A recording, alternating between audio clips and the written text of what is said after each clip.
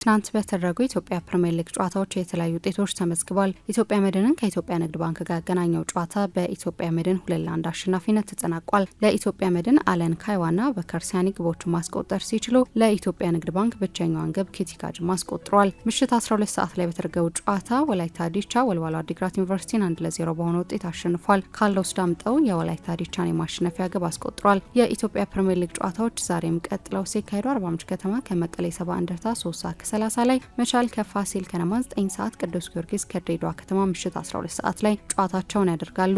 ትናንት በተደረጉ የኢትዮጵያ ከፍተኛ ሊግ ጨዋታዎች የተለያዩ ውጤቶች ተመዝግበዋል። በምድባ ሸገር ከተማ ሶሎዳዷን 1-0 በሆነ ውጤት ሲያሸንፍ ወልቂጤ ከተማ ከደደቢት ያደረጉት ጨዋታ ያለምንም ግብ ተጠናቋል። በምድብ ላይ በተደረጉ ጨዋታዎች ንብ ስልጤ ወራቤን 2-1 በሆነ ውጤት ማሸነፍ ችሏል። ሱሉልታ ክፍለ ከተማ አዲስ አበባ ዩኒቨርሲቲን 4-1 በሆነ ውጤት አሸንፏል። የኢትዮጵያ ከፍተኛ ሊግ ጨዋታዎች ዛሬም ቀጥለው ሲካሄዱ በምድብ ሀ እንጅባራ ከተማ ከነቀምቴ ከተማ 8 ሰዓት ላይ፣ አምቦ ከተማ ከደብረ ብርሃን ከተማ 10 ሰዓት ላይ ይጫወታሉ። በምድብ ላይ ካክፍለ ከተማ ከቦዲቲ ከተማ፣ አውሜድላ ከደሴ ከተማ ጋር ጨዋታቸውን ያደርጋሉ።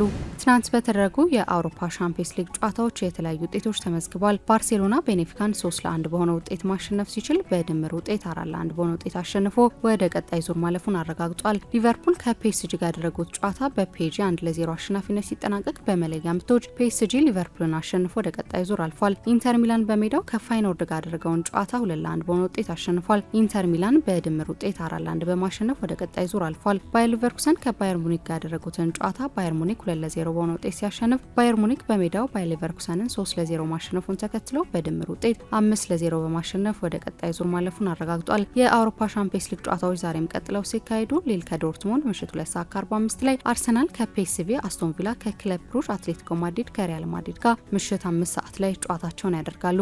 አድማጮች የአራዳ ደቂቃ ስብስብ የስፖርት ርዕሰ ወሬዎች እነዚህ ነበሩ።